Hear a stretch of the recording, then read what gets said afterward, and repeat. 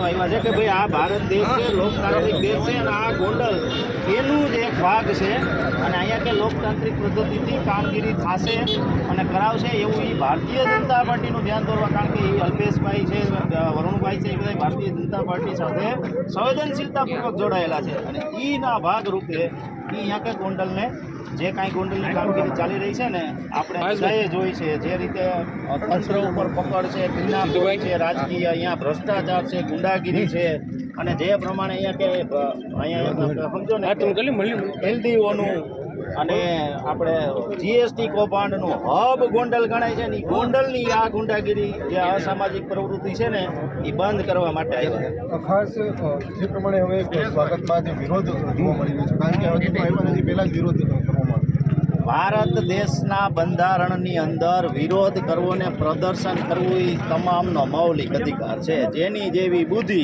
જેવું જેની કામ અને જેવું જેના મુદ્દા.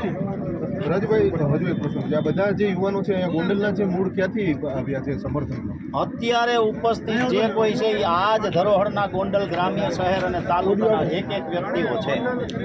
હલો.